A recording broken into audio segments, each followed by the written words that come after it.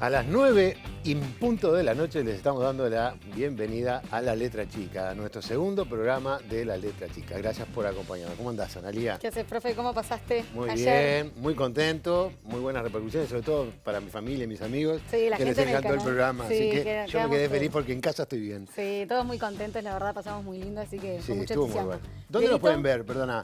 Ah, es verdad, nos pueden sintonizar por el canal abierto número 6, también por la web de nuestro canal, que es tvciudad.uy, desde Vera, desde YouTube Live y también en nuestro Twitter, que es La Letra Chica TV.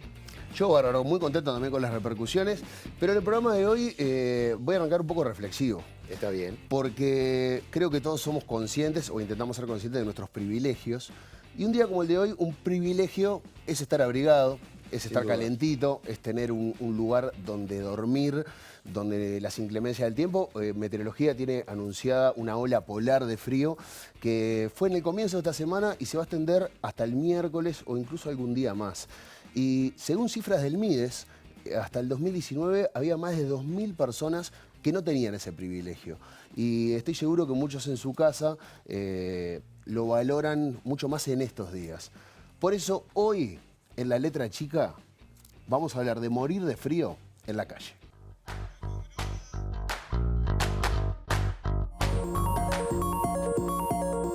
Si la frazada es corta, es fina y tiene agujero, al que vamos a tapar primero es al que tiene más frío.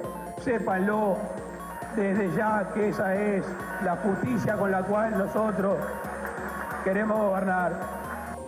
Recién arranca el invierno y llevamos 2 muertes.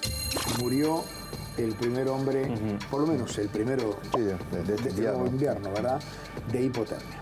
Un hombre de 53 años que estaba en situación de calle murió lamentablemente por hipotermia. Fue encontrado por los vecinos en la zona de Paso Molino. Se trata de Reinaldo Daniel Godoy. El fallecimiento de la persona de 53 años fue un golpe duro para nosotros. Estamos intentando mejorar las condiciones de los refugios. Lo primero, nos vamos a hacer cargo. Nos vamos a hacer cargo en un doble sentido. Primero por la gente que vive en la calle. No es changa vivir abajo de unos cartones en pleno invierno. Una sociedad no se puede acostumbrar a que eso sea algo del paisaje. Si una sociedad se acostumbra a caminar alrededor de alguien que está durmiendo bajo unos cartones, es que perdió la sensibilidad. No es un derecho estar en los lugares públicos.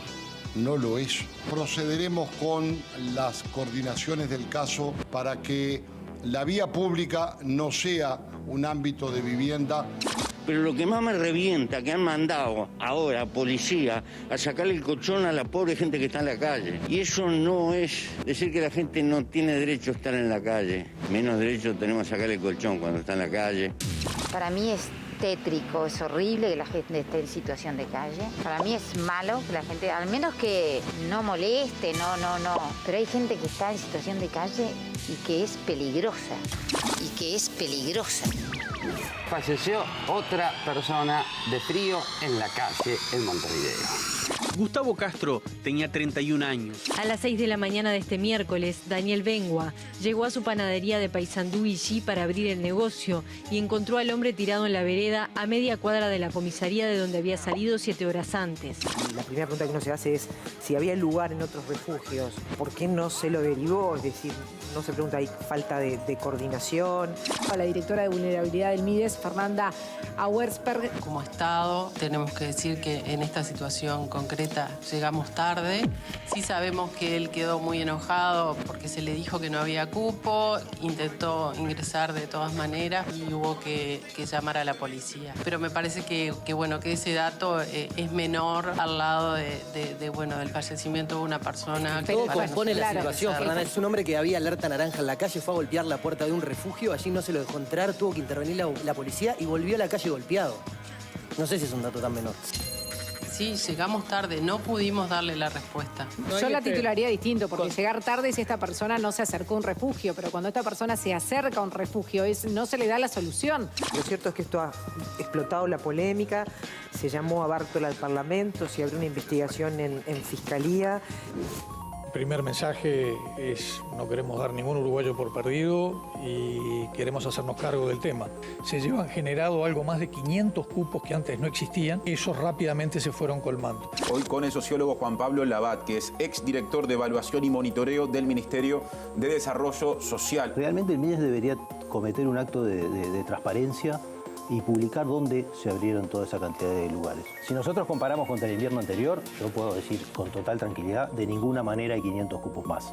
Lo que hay que tener es capacidad de planificar un sistema de gestión para que no te pase lo que pasó. Lo que nos llama la atención es justamente que a la salida el equipo que comparece a la comisión se saca una selfie con cara de felicidad.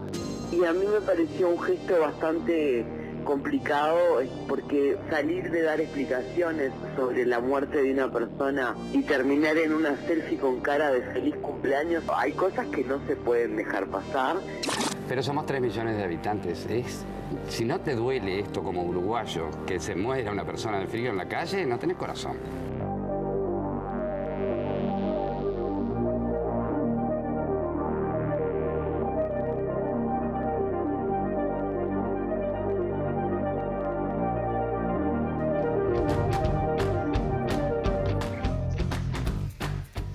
Nos acompaña hoy Diego de los Santos. Diego es una persona que es un ex usuario del programa. Te agradecemos que nos estés acompañando. Bienvenido.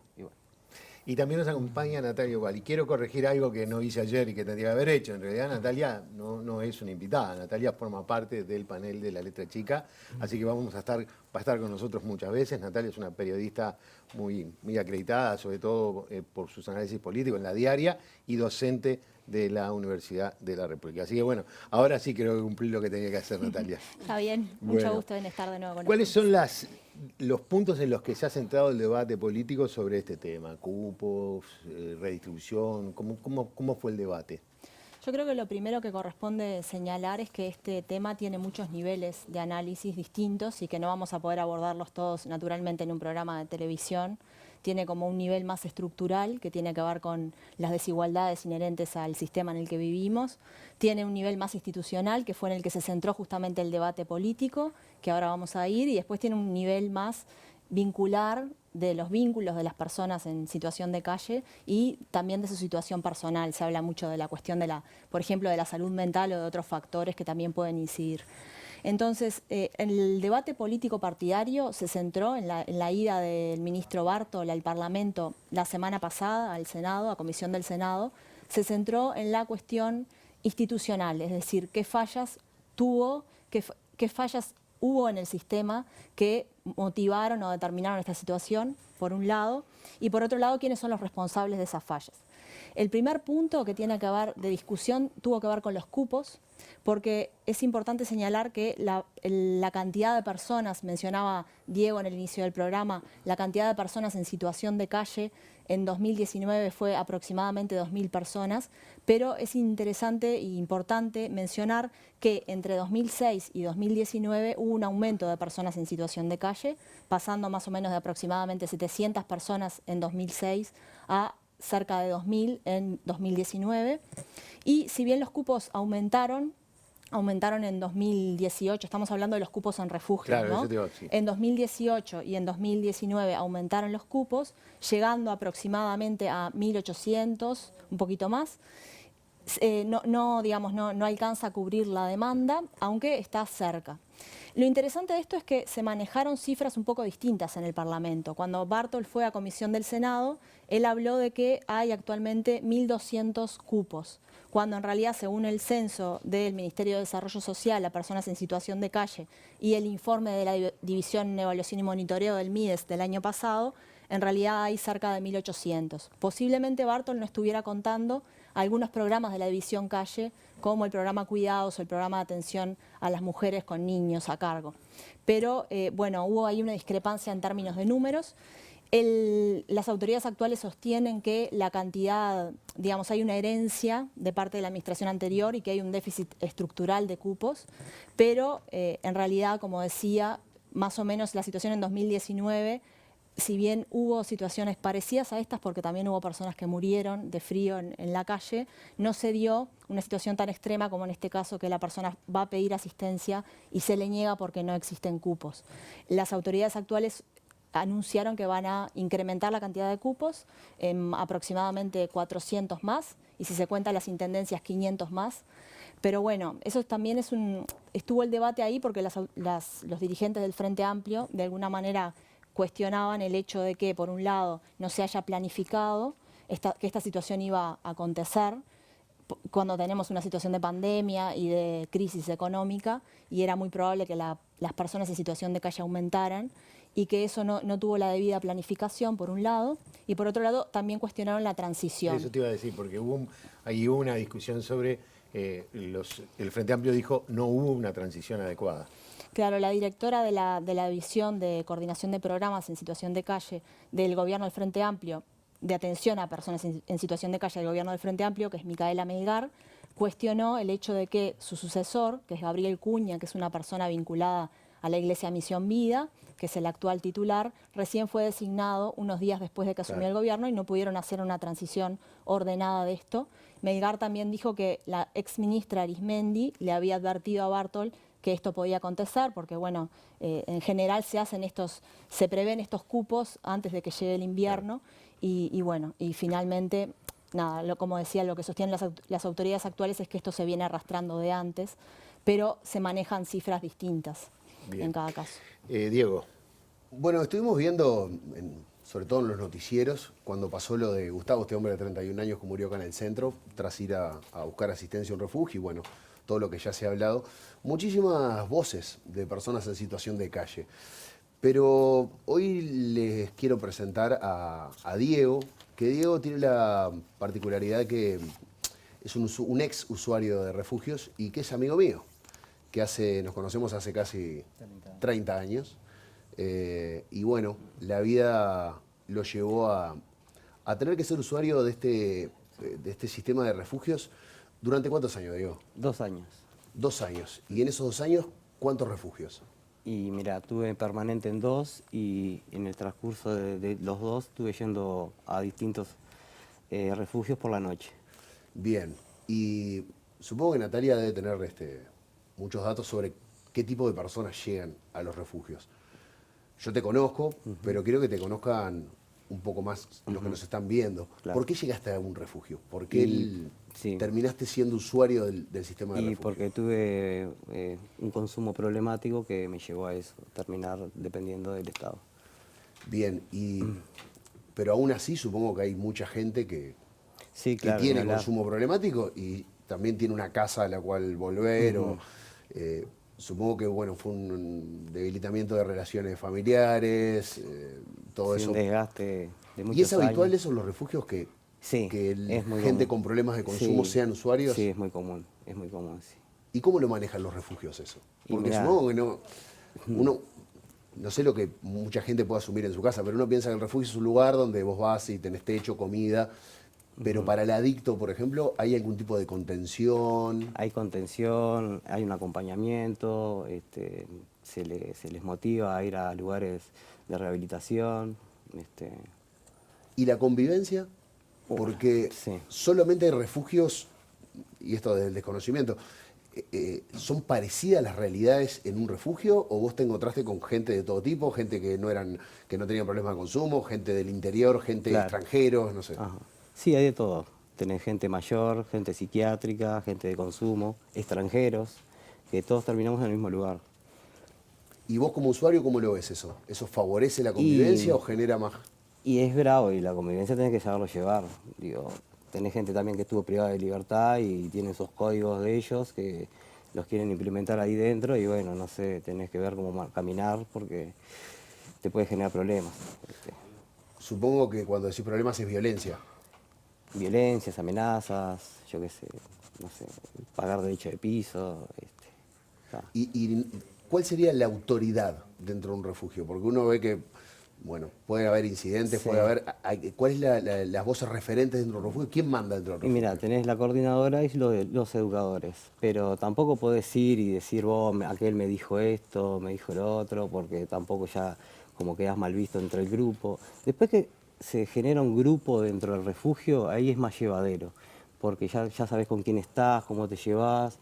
De repente te viene una persona de puertas de entrada y de repente puede ser tranquilo, pero capaz que tenés uno que no es tan tranquilo y ahí se complica y tenés que estar cuidando las cosas porque hay mucho robo, varias cosas, ¿viste? Bueno, vimos al ministro Larrañaga hablar y pegadito al senador Mujica hablando de que, bueno, que la calle no es un lugar para vivir. Que me voy a poner en vecino antipático. Yo soy un vecino de un barrio de Montevideo y salgo por la puerta de mi casa y hay un tipo durmiendo en la puerta. Llamo a la policía lo retira de ahí, le saca las cosas. ¿Vos también, fuera de los refugios, te tocó vivir en la calle? Sí, también me tocó vivir un tiempo en la calle, sí. ¿Y cómo fue esa...? Yo tenía como un lugarcito para quedarme, pero después andaba todo el día en la vuelta y es muy complicado. En ese momento estaba muy abandonado y se me re complicaba y bueno, de a poco se me fueron abriendo las puertas y aproveché esa oportunidad y Y cuando escuchás, por ejemplo, esas voces que dicen, bueno, que este tipo no tiene que estar durmiendo acá a la puerta de mi casa, quiero que se lo lleve la policía, esa criminalización de alguna manera de la pobreza. A vos como usuario de esto, como un tipo que le tocó dormir en la calle, ¿cómo te pega eso? Y yo también... ¿Te sentías un delincuente durmiendo en la calle?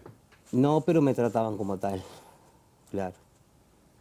Claro, no sé, había mucha gente igual que era muy amable, te arrimaba algo, pero otra gente no les gusta, obviamente. A mí, yo veo, cuando voy a trabajar y veo mucha gente y también me choca bastante, ¿entendés? Porque el abandono de esa gente, sé que tienen problemas de consumo y es bravo, ¿entendés? No tener a alguien para contar o hasta que haces el clic, el famoso clic, que le llega a algunos, podés tener un momento de claridad porque tuviste tanto tiempo en lo oscuro y bueno, cuando tenés ese momento, bueno, que lo estoy pasando, gracias a Dios, por el acompañamiento de toda mi familia, de mis amigos y mi pareja, está bueno aprovecharlo y la verdad que de repente antes hacía una cosa sola y no la pasaba bien, hoy en día dejé de hacer eso y hago muchas cosas y están todas de más y me siento muy bien. Aparte también tengo un acompañamiento de psicólogos porque me trato en el Portal Amarillo y en un grupo Aleros Centro, que la verdad que tengo 2 psicólogo y psicóloga que son de fierro, me bancaron en las malas, me vieron mal, estropeado, hecho una porquería y hoy en día puedo hablar con ellos y hablarles de lo que me pasó en la semana y es algo genial porque ya no les voy, no puedo más, mira cómo estoy, y no, hoy en día les hablo de cosas buenas y todo productivo, construir continuamente, es genial eso. Diego, ¿sabes qué? Me gustaría preguntarte de esto que tocaste algo recién, es desde tu vivencia, ¿cómo definís el rol de la comunidad en términos generales? ¿Cómo te tratan?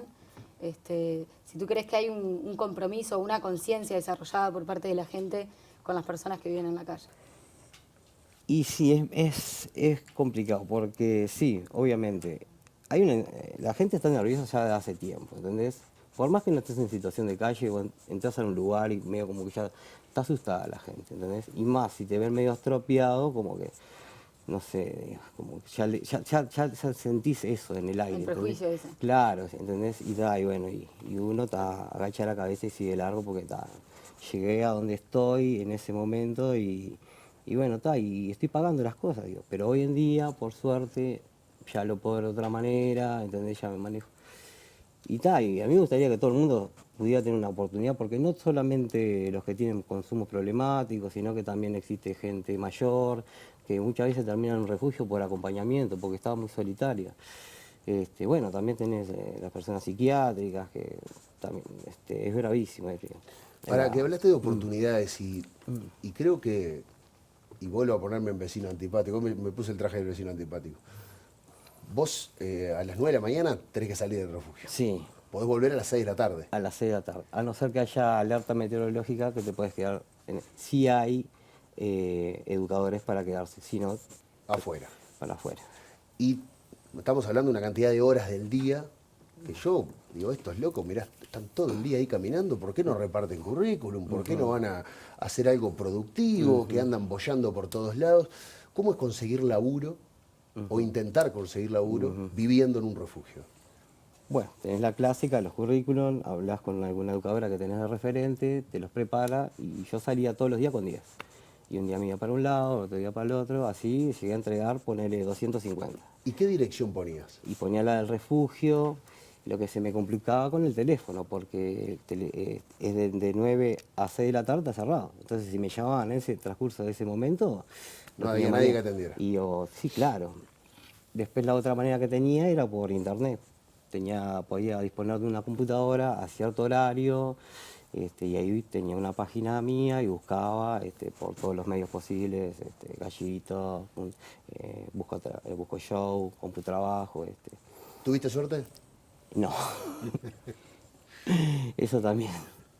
Claro, buscando trabajo en un cierto momento, claro, y tenés toda la gente, no sé, no está el ambiente bueno y eso te hace recaer y tal, pero la verdad que sí, te tenés un poco de suerte.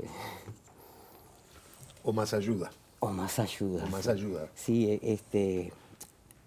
por INEFOP te dan capacitaciones, talleres, pero lo que se precisa realmente es trabajo. Claro. Hay mucha gente que podría estar bien, teniendo trabajo. ¿Sabés que hoy arrancamos hablando de los privilegios, ¿no? De que un privilegio es estar abrigadito en tu casa mirando el programa de tele, ¿no? Pero un día como el de hoy, ¿no? Se anunciaron temperaturas bajo cero. Me decías que vos te seguís cruzando con gente en situación de calle, que estuvo en la misma que vos hace un tiempito, que está en la misma que vos estuviste hace un tiempito. ¿Cómo te pega eso? ¿Te cambió la manera de vos, tu empatía con un tipo que está en la calle? ¿Te has cruzado con ex compañeros del refugio? Continuamente los saludo, los veo y los saludo yo. Y me dicen, qué bien que estás, no sé qué. Y se dice en refugio, y yo, no, me fui. Bueno, qué bueno. Y se ponen muy contentos, y me abrazan. Bueno, vamos arriba, no sé qué. Y bueno, pero me gustaría lo mismo para ellos, pero bueno, es lo que te digo, si tenés que hacer el clic ese y hasta que no sé, cada uno tendrá su tiempo, no sé. Una de las palabras que a mí menos me gusta usar es meritocracia. ¿Es por falta de esfuerzo? ¿Vos pensás que hay gente que se tiene que esforzar más y así solamente como por arte de magia salen adelante o se necesita una estructura atrás acompañando? Yo creo que vos tenés herramientas y hay que saber utilizarlas.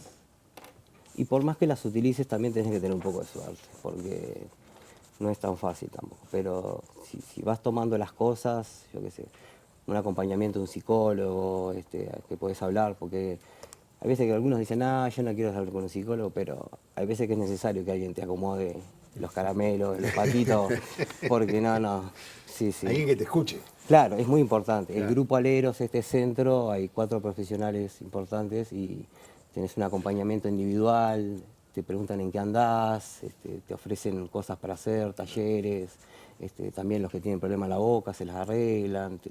Bastantes cosas que justo ahora en marzo terminaba y les dieron 6 meses. Ojalá que pueda seguir porque ponerle que hayan 120 personas. Hay varios aleros, centro, norte y oeste, creo.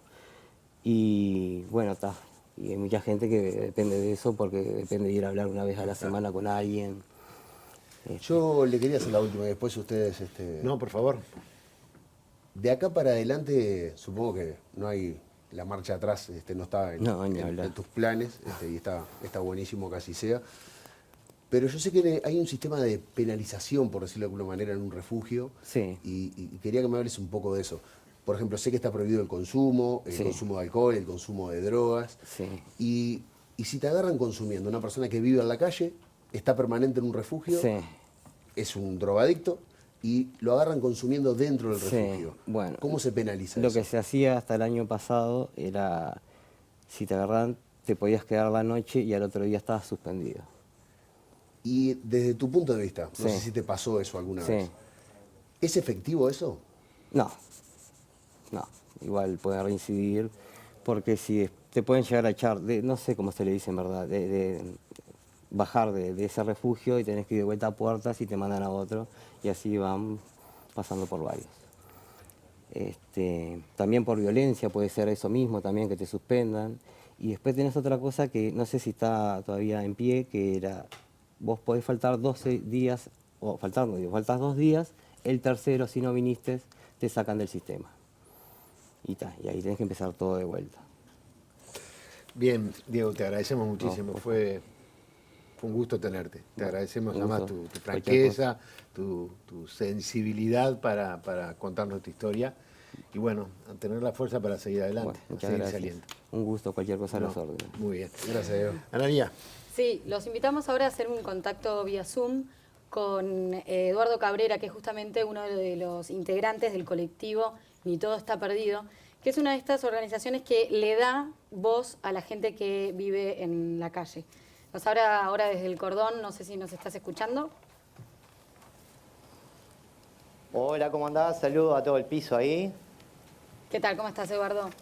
¿Sabés qué? Queríamos escuchar cuál es la valoración que hace NITEP en relación a la actual realidad de las personas que están en situación de calle. Bueno, la valoración que hacemos nosotros, por el momento, es media paliativa. O sea, los dispositivos que se han abierto para las personas en situación de calle es paliativo porque es problemático por el tema del frío polar y por el invierno. En realidad, lo que decimos como colectivo es que eso no soluciona el problema, porque cuando termine el invierno, seguramente todos esos van a estar en centros nocturnos donde van a poder estar de vuelta en la calle a las 9 de la mañana, en primavera, en verano. Entonces, la problemática no se sigue solucionando de raíz. ¿Qué cambios existen en comparación con la anterior administración en todo lo que tiene que ver con el tema de las condiciones que se deben cumplir para ingresar dentro de los refugios? Y por el momento las condiciones siguen siendo las mismas porque las políticas sociales son las mismas. Los refugios abren a las 6 de la tarde y cierran a las 9 de la mañana. Debería de haber refugios de 24 horas para que la persona pueda, en cierta manera, buscar un trabajo, un empleo, tener un lugar donde poder higienizarse, donde poder salir a buscar un empleo, después volver, tener un lugar donde estar, no permanecer en la calle, porque la calle no es un lugar para vivir, la calle es un lugar para utilizarla de otra manera, para ir a una plaza, a tomar mate, a charlar, pero no para andar deambulando como un zombi, para arriba y para abajo, sin tener ninguna respuesta de trabajo ni ninguna respuesta de nada. Eduardo, la creación de Ni Todo Está Perdido le dio voz y visibilidad a gente que mucho tiempo se los consideró invisibles. Gente que no tenía voz, que no tenían nada para aportar, que no tenían nada para decir, que no se podían quejar, porque bueno, todavía que le estamos dando esta, llamémosle asistencia, no tendrían que hacer ningún reclamo porque están siendo asistidos por el Estado, pero cambió un poco con la aparición de Ni Todo Está Perdido. ¿Cómo evaluás el proceso que han tenido ustedes como movimiento? El movimiento lo valoramos positivo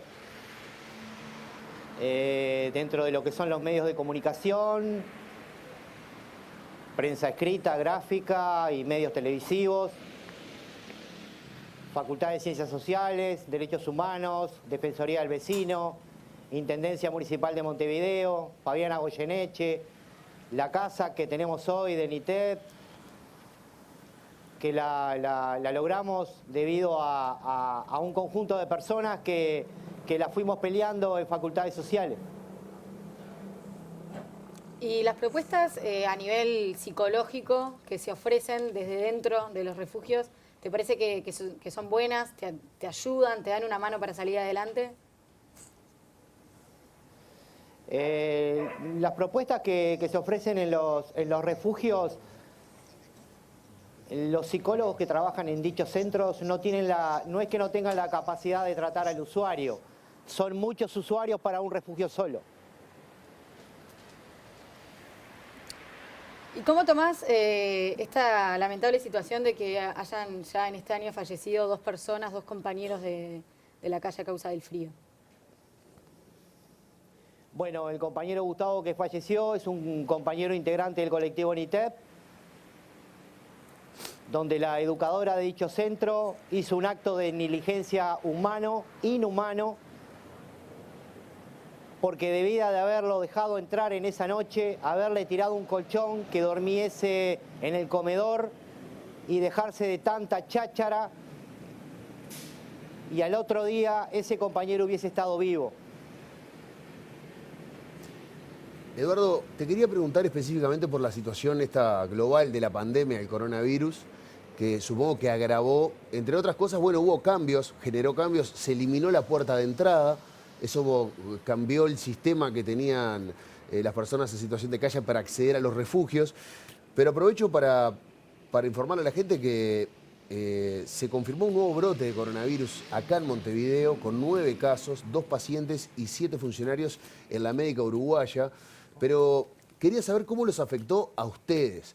¿Se sintieron cuidados o desprotegidos en este contexto? Porque veníamos con el eslogan este de quédate en casa, pero obviamente para ustedes no aplica. Eran gente que tenía que estar a la intemperie, gente que no tenía posibilidad de higienizarse, de tener los recaudos que cualquiera podía tener. ¿Cómo sobrellevaron esta pandemia? Y la pandemia la fuimos sobrellevando como pudimos entre los compañeros, yendo a la casa de NITEP,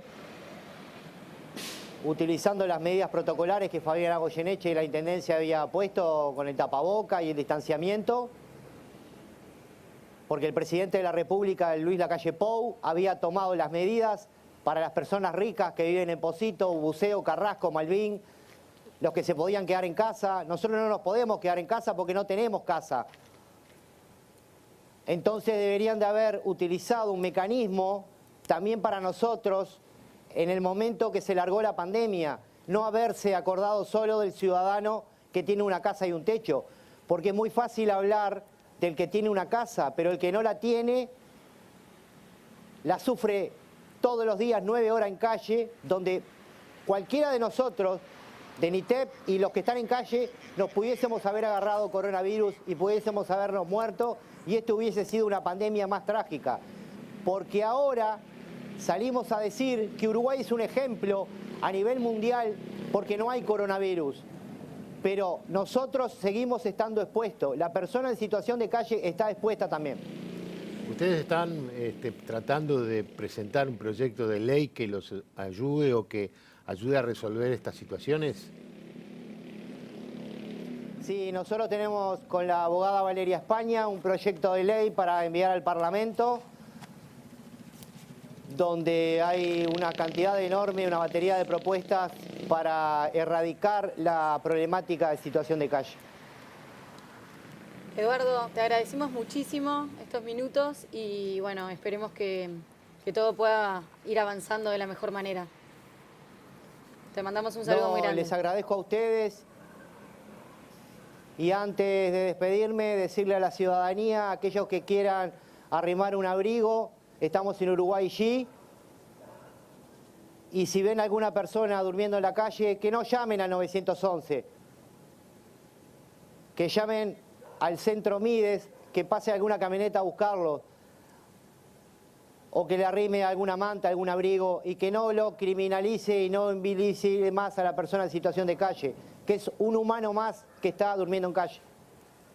Muchas gracias, Muchas gracias, Eduardo.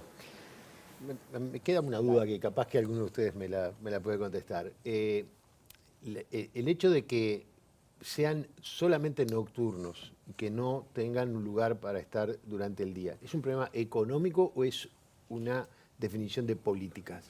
Hay algo importante para acotar, es que el gobierno anunció que iba a crear cupos en centros 24 horas, que iba a hacer centros 24 horas, que funcionaran durante todo el día. Digo porque eso no se mencionó y es importante. Y un centro con 100 cupos para personas con mascotas. También ahora está funcionando el centro de acogida Veracierto, que ahí ya están permitiendo a las personas tener sus mascotas, que es muy importante porque hay gente que no se quería separar de sus animales. Claro.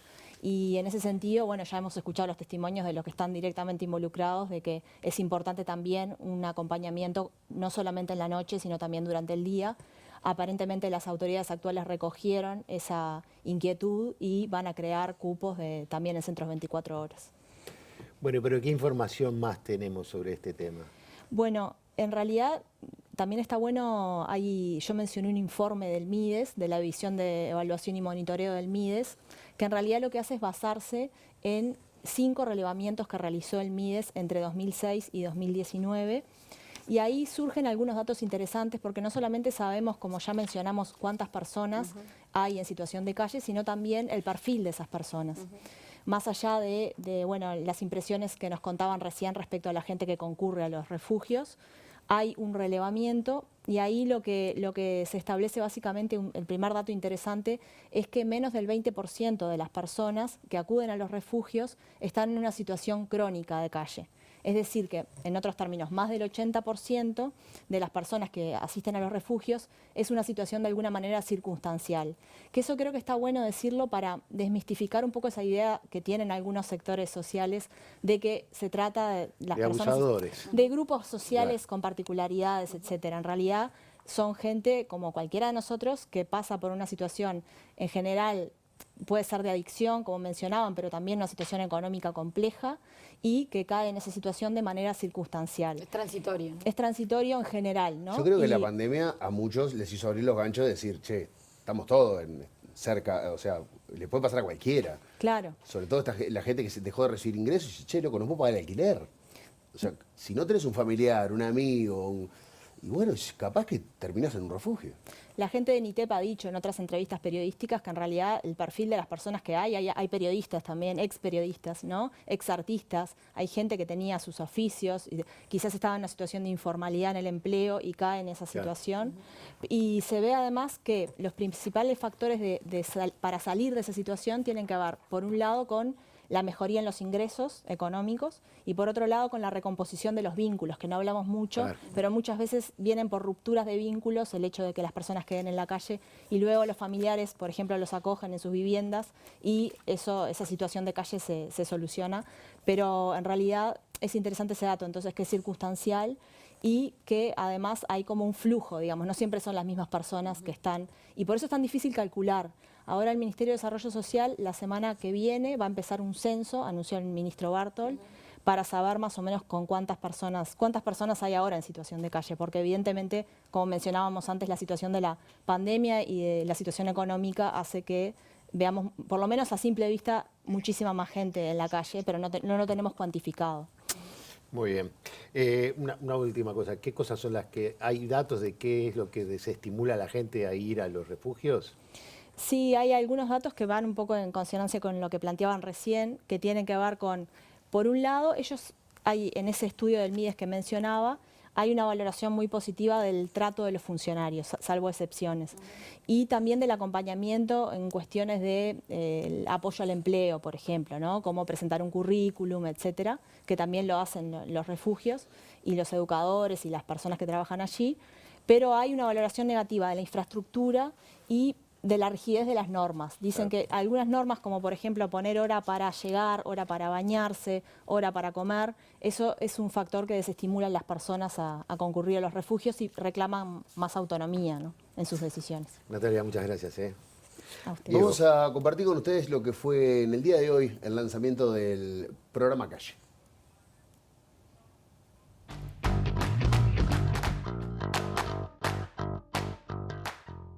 Cuatro dispositivos, 3 funcionando de manera fija en distintas instalaciones de la Intendencia de Montevideo y uno ambulatorio con enfoque en reducción de riesgos y daños y en atención al consumo de drogas en el barrio de Casaballe. ¿Va a haber uno de 18 a 60 años, dijeron. Sí, hay uno, el dispositivo de la casa, que ya está funcionando en calle Uruguay y G, que ahí es para personas mayores de edad. El enfoque es personas adultas hasta 60 años, sobre todo ahora estamos poniendo especial énfasis en la separación de las personas mayores por los cuidados de la pandemia, ¿verdad? Después hay otro que comienza a funcionar el lunes en el espacio Generaciones, que es un espacio que ya venía trabajando con personas mayores, que se ha cerrado durante la pandemia y que se le puso la impronta de trabajar con enfoque en situación de calle, y va a funcionar ahí con personas mayores de 60 años, o en caso de que los equipos técnicos perciban que hay personas que tienen un envejecimiento prematuro, también se puede llegar a abordar la situación desde ese lugar. Y el tercero, que es en el marco del programa Fincas Abandonadas, un lugar que se ha reformado en la calle Uruguay y en el Grande, que además aprovechamos que está en la misma cuadra que la Policlínica Tiraparé, que es una policlínica con preparación para atención a personas sordas, atención a personas LGBT, que también pertenece al Departamento de Desarrollo Social.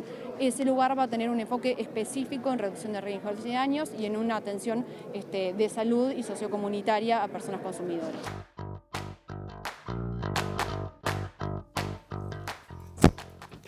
En unos minutos nada más vamos a seguir con este tema, así que los invitamos a que nos aguarden porque vamos a hablar un poco también sobre la filosofía del tema de esta situación para acompañarnos acá en La Letra Chica.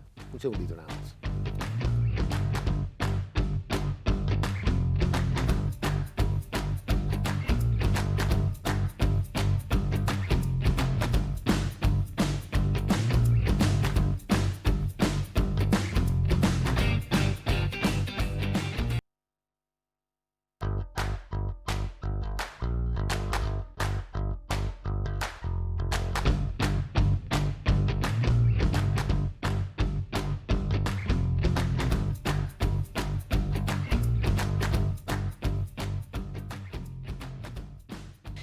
Se refiere a una patología que existe en nuestras sociedades y es la tendencia a rechazar a los pobres, a despreciar a los pobres. Esto es algo desgraciadamente tan viejo como la humanidad, pero sigue presente en nuestro tiempo y además en todas las culturas y en todas las sociedades.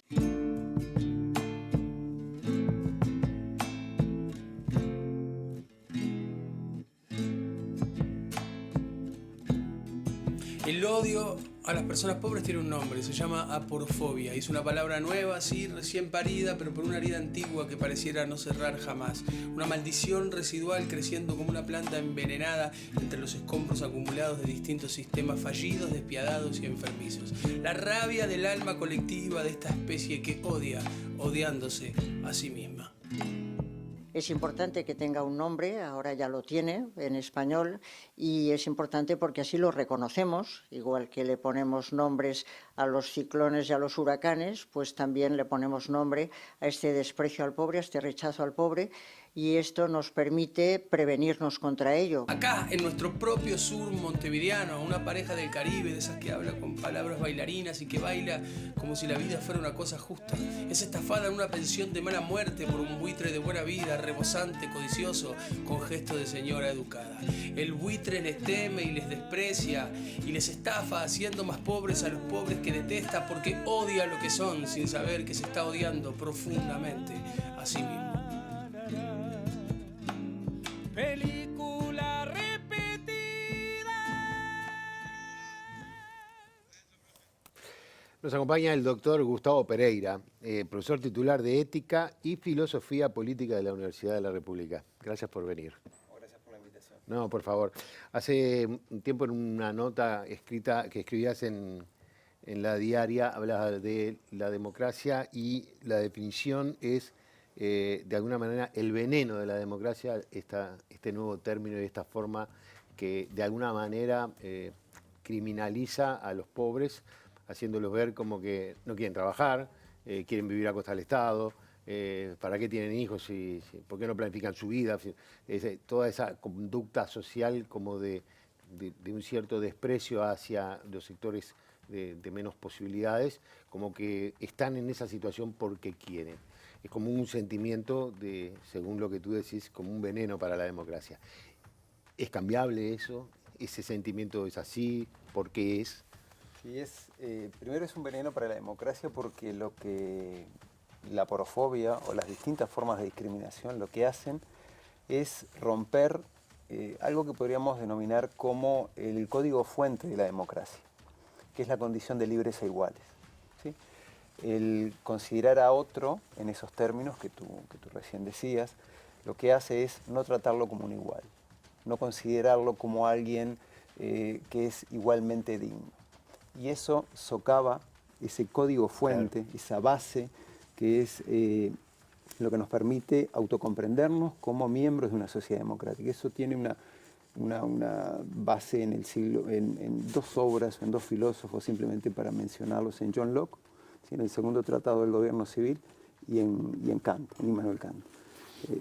Y a partir de ese momento, la forma que tenemos de entendernos a nosotros mismos en la modernidad, pero sobre todo de entendernos como ciudadanos, como miembros de una democracia, está sellada a fuego por esta idea de libres e iguales. Entonces, todo aquello que vulnera esa condición de libres e iguales, creo que puede ser denominado sin mayor dificultad como un veneno para la democracia. Es decir, ahí hay un elemento que yo siempre recuerdo que fue un gran debate cuando comenzó aquel proceso del Mides de dar dinero, ¿no? Y que la gente, mucha gente decía, les dan plata para que se compren un celular. O sea, esa diferencia de yo soy una persona que puedo tener un celular, él no, porque yo le estoy dando plata. O sea, somos diferentes, ya a partir de que no concibo que vos puedas tener un bien que yo puedo tener. Sí, ahí lo que creo que tenemos es un conjunto de creencias, ¿sí?, de creencias sobre el otro, sobre otros grupos, que básicamente están distorsionadas, que son falsas, ¿sí? Que una vez que indagamos esas circunstancias particulares, vemos que, bueno, eso efectivamente no era así. Y cuando se lo asocia con lo delictivo, por ejemplo, o con la manipulación del Estado, yo simplemente les recuerdo, ¿se acuerdan de Soloducho? Sí, sí, claro. Sí, no era pobre, ¿no? No. Bueno, alguna cosita tuvo con Sí, el Banco República. Sí, señor. Y ahora en la Operación Océano no son pobres, ¿no? Claro, tú has manifestado mucho de que hay mucha gente que no cumple con esas cosas, o sea, no trabaja, no se esfuerza, y sin embargo no ha tenido que hacer el esfuerzo para tener la condición social que tiene porque simplemente la heredó. Sí. Entonces ahí sí que aparece esto que Adela Cortina plantea, es decir, lo que tenemos es un tipo de discriminación que siempre ha existido, pero que ahora tiene un nombre, ahora la podemos identificar, ¿no? Es decir, hay un rechazo al pobre. La porofobia es eso, es el rechazo al pobre, es el tener sentimientos de desprecio, ¿sí?, el considerar que, de nuevo, que no son igualmente dignos, y eso tiene un efecto tremendo, ¿sí?, porque el paso siguiente es la estigmatización social. Claro. Es decir, podemos pensar en una relación donde hay dos términos. Está quien discrimina y quien es discriminado. Quien es discriminado puede tener la fortaleza como para que la discriminación no le afecte. Eso sucede en muchas circunstancias. Pero cuando la afecta, cuando la discriminación lo afecta, lo que hace o lo que sucede es que socava su autorrespeto, su autoestima, su autoconfianza. Y cuando eso se socava, todo es mucho más difícil. Es más difícil buscar trabajo, es más difícil sentir que nuestra vida tiene sentido, que es valiosa, ¿sí? Es mucho más difícil entablar relaciones con otros. Entonces, eso es un gran veneno para la democracia. Esto es nuevo, porque, a ver, yo me voy a plantear que capaz que no tiene nada que ver, ¿no? Porque en realidad de repente la estigmatización o el concepto estaba, pero hubo una época, ponerle por el 50, por el 60, en que estaba bien visto los intelectuales, etcétera, que estuvieran del lado de los pobres. O sea, no sé si estaban del lado del pobre, pero el concepto, ¿no? O sea, cambiar una sociedad para que desapareciera la pobreza, para que no hubiese más pobres. Entonces, ¿eso era así o no era así y en realidad no cambió, o hay un cambio ahora en estos últimos años, no sé, en este último periodo? Tenemos, bueno, eso que decís está bien, que tal vez hay un cambio de sensibilidad, ¿no? en estos últimos tiempos, que hay una forma diferente de ver la pobreza. Pero hay algo bien interesante que es mucho más atrás, que nosotros tenemos ahora en la UDELAR, tenemos un proyecto de investigación sobre estigmatización social, y una de las cosas que estuvimos charlando hace muy poquito es el inicio de la ética del trabajo. ¿Sí? ¿Cuándo se gesta? ¿En qué momentos? Eso aparece en el siglo XVI aproximadamente, en Inglaterra. En Europa en general, pero en Inglaterra lo que hay es algo lo que surgió a partir de ahí, es todo un proceso para generar fuertes incentivos para que la gente trabajara. Y esos incentivos tenían hasta diseños institucionales que volvían a la pobreza vergonzante. Claro. ¿Sí? Es decir, el ser pobre era algo vergonzoso, las instituciones te hacían sentir eso para que fueras a trabajar. ¿Sí? Eso se conoce como la ley de pobreza. ¿Funcionó? Y funcionó porque lo que hizo fue, al menos en el proceso histórico, lo que hizo fue transformar la condición de un trabajador artesanal en el trabajador que conocemos hoy.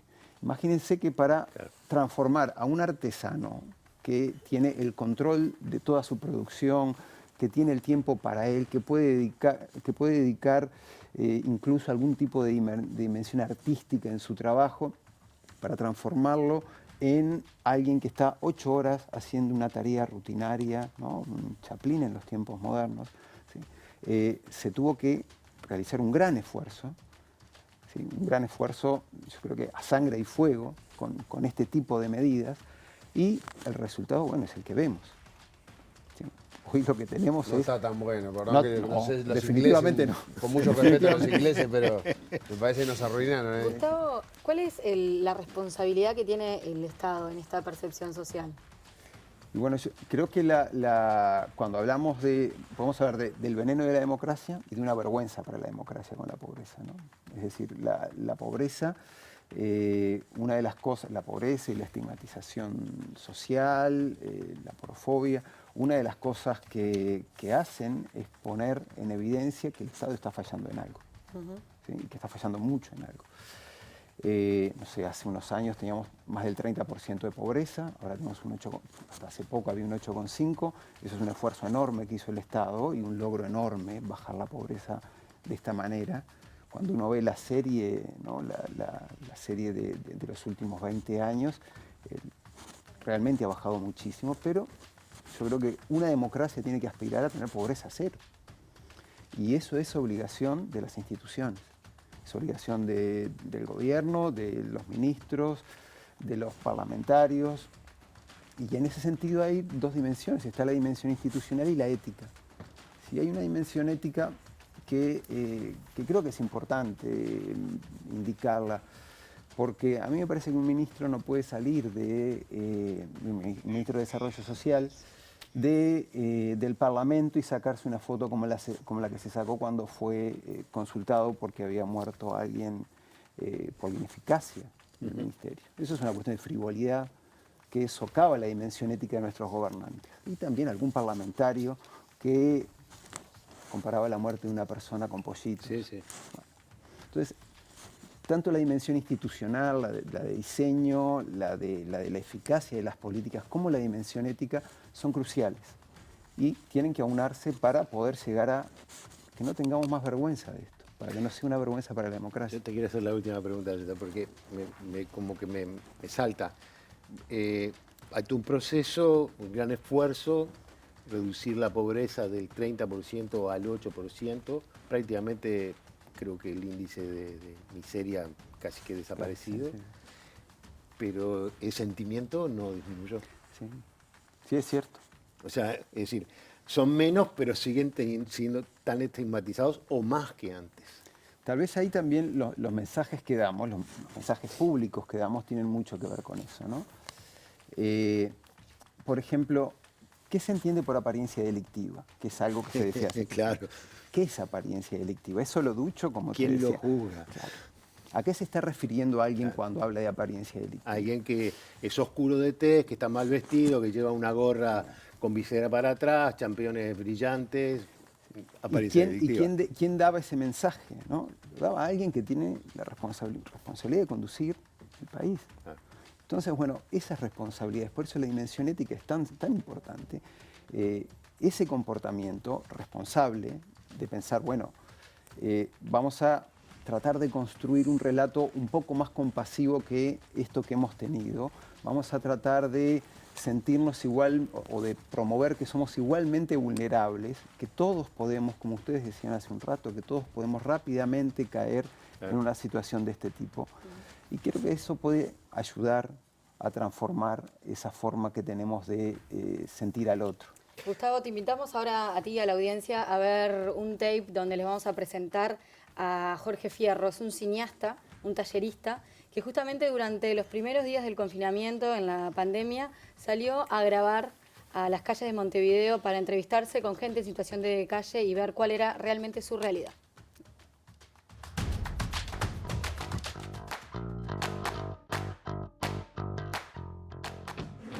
Yo necesito estar en refugio. Tengo 24 años, necesito un cambio de vida. Nada más quiero salir a la calle y tratar de volver a ser lo que era antes, una persona normal, con rutina, trabajo y está. Yo creo que somos muchos, un montón de gente está en situación de calle, totalmente. Porque anoche yo fui a comer a la plaza de los bomberos y era fácil 60, 70 personas en situación de calle mismo. Y no entiendo cómo no hay una solución para esa gente. Hablan de que tienen que estar en cuarentena, de que hay que cuidarse, de que no hay que estar en grupos, pero se olvidan de la gente que está en situación de calle.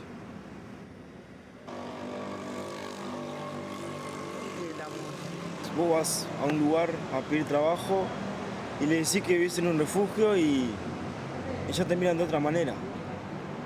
¿Qué tiene que ver que vos vivas en un refugio? Capaz que vives en un refugio porque se te prende fuego la casa. ¿Me explico? Y sin embargo no, te meten dentro de una bolsa de que los refugios es para la gente drogadicta, para la gente delincuente y no es así, la gente está muy equivocada. Hola, hola, hola. 1, 2, 3, probando. Yo me di cuenta de esto en estos 2 años. Una Coca-Cola. Que la gente te ve y como te ve te trata. Y te ve bien vestido, hola, ¿cómo andás? Si te ve así, ya cruzan la calle o tratan de esquivarte. Y capaz que nada que ver. Bueno, ahí veíamos simplemente un fragmento del trabajo de Jorge Fierro y lo tenemos para saludar a Jorge por ahí, si nos estás escuchando, Jorge. Sí, ¿cómo andás, Diego? Hola a todos. ¿Todo tranqui? ¿Sabés que Todo tranqui. pasamos un poquito acá, pero en producción lo vimos casi entero el laburo, nos gustó muchísimo, pero te quería preguntar sobre qué sensación tenés vos al ser tallerista con personas en situación de calle, de cuál es su perspectiva sobre ellos mismos, cómo se ven. Estamos hablando de una palabra, la porofobia, que es el desprecio hacia los pobres. ¿Ellos lo sienten eso? ¿Lo tienen impregnado? Sí, yo creo que ellos sienten claramente que son discriminados y que existe la porofobia pero también algo que descubrimos hace unos años. Yo trabajo en el Centro Cultural Urbano, que es un programa que justamente trabaja con personas en situación de calle, y hace unos años hicimos un documental que se llamaba ¿Bailarías un tango con una persona en situación de calle?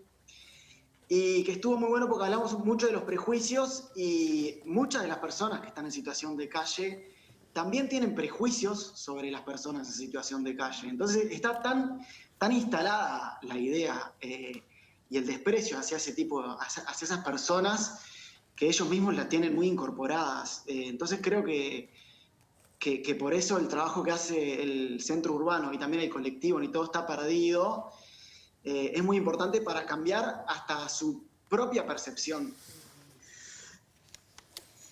Y en relación a el tipo de abordaje que implementan ustedes en estos talleres, me refiero, ¿asisten solo las propias personas que viven en la calle o sus familias, los vínculos que tienen? ¿Desde qué óptica trabajan? Nosotros trabajamos desde la óptica de los derechos culturales, y como parte de los derechos humanos. El centro o el foco de atención está basado, apunta a las personas que están en situación de calle, en situación de refugio, en el sinhogarismo, pero es abierto a toda la ciudadanía y se arriman también algunos vecinos y gente que está interesada en participar. La perspectiva va cambiando, depende de cada taller. Y bueno, vamos haciendo construcciones colectivas, generando espacios artísticos. En el caso del taller de cine, inventamos historias, las actuamos, hacemos cortos, documentales. No sé si te estoy respondiendo exactamente la pregunta. Sí, de hecho es bastante interesante esto que decís, que vecinos se acerquen con la intención de participar, justamente porque habla de una conciencia o de un interés por también formar parte de la solución del problema, que a veces podemos pasar por alto y decir entre nosotros cómo podemos pecar en el hecho de dar a la gente en situación de calle como personas que están ahí, ignorarlas, esto que hablamos hace un rato, ¿no? Como invisibilizarlas de alguna forma. Sí, sí, también el interés siempre está en lo artístico, me parece, en arrimarse a un taller de danza o a un taller literario y después descubrir quizás que los compañeros de mesa o los compañeros en la pista de baile son personas que no tienen casa. Y cuando vos estás escribiendo o estás bailando o estás filmando, no hay ninguna diferencia. Casi te diría que es un lugar de democracia pura, para seguir un poco con la línea que venían hablando con Gustavo. Pero, Jorge, y te quiero hacer una pregunta más personal. ¿Te llegaste a sorprender al enterarte que esta persona que estaba delante tuyo era una persona en situación de calle? Vos también te debes cargar con tus propios prejuicios. Desde lo artístico, alguno dijiste, pucha, mira, si este loco hubiera tenido las mismas oportunidades que tuve yo, capaz que la historia era otra. Sí, ni hablar. Me llegué a sorprender mucho. Llegué a caer en mis propios prejuicios, en preguntarle a alguien, che, pero vos estás en situación de calle. Claro. Y que me dijeran, sí, ¿qué te pensás? Claro. Y lo de las oportunidades, ni hablar. Hay gente que actúa de una manera increíble y que tiene una creatividad para inventar historias absolutamente admirable, y después de las veces que yo participé del taller literario, te podría decir que hasta te genera envidia el talento para la escritura que tienen muchos participantes del centro urbano. Jorge, bueno, agradecerte. Yo me quedé con mucha curiosidad por lo poco que mostramos de tu laburo.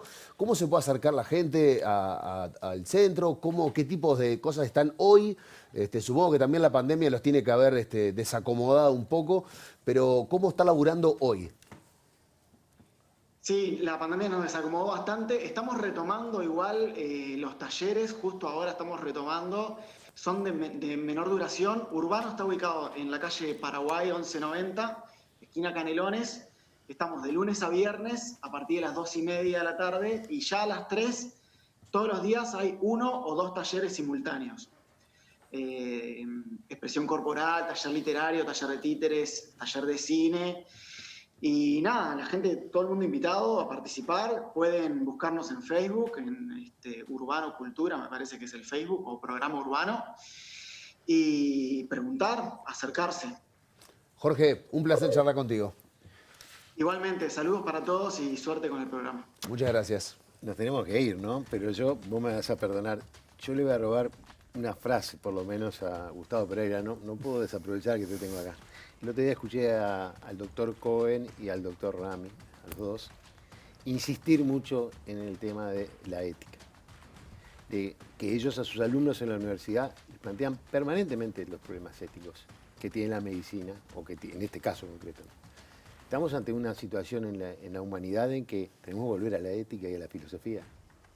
Sí, bueno, es prácticamente imposible que la vida humana se pueda desarrollar, la vida en sociedad, sin ética. Es decir, sin considerar al otro como un igual, sin considerarlo como un fin en sí mismo, sin actuar en conformidad con principios que honren esa idea de igual dignidad, que honren la idea de justicia. Eso no está legislado, Es decir, la ética es un ámbito que excede al derecho o que lo precede. Y es algo que debe ser cultivado o que debería ser cultivado en todos los ámbitos, pero principalmente en la vida cotidiana, en nuestra vida. Es decir, la ética no es algo que se enseña exclusivamente, no es que lo que enseñamos nosotros en nuestros cursos. Se transmite. Claro, en las relaciones interpersonales, teniendo, muchas veces es por irradiación simplemente, pero teniendo estos valores de respeto, de igualdad, de tolerancia, ¿sí? De querer hacer cosas en común. Yo creo que eso es el núcleo duro de una vida ética en común. Si me permite, antes de irnos, me gustaría salir un poco del mundo de las ideas y filosófico y recordarles que estamos con una alerta meteorológica por una ola de frío. Y les voy a pedir lo mismo que pedimos en el primer bloque, que pidió una de las personas que estuvo hoy con nosotros, que no llamen al 911 si ven una persona en situación de calle, llamen a los teléfonos del MIDES, que son el 0800-8798, para que pase el equipo móvil, al 105 si la persona en situación de calle necesita asistencia médica, y al 0800-5050 si en ese grupo de gente que está en la calle hay niños, niñas o adolescentes. Muchísimas gracias por tu compañía, fue un gusto. Doctor Gustavo Pereira, nosotros nos vamos. Nos vamos. Mañana vamos a hablar del miedo. Tiempo de miedo. Tiempo del miedo. Tiempo de miedo. También va a haber mucho aborde filosófico. Seguramente. Así que bueno, nos vamos. Les agradecemos mucho que nos hayan acompañado en este segundo programa y estaremos mañana a partir de las 9 de la noche nuevamente para hacer la letra chica, para buscar la reflexión. Hasta mañana.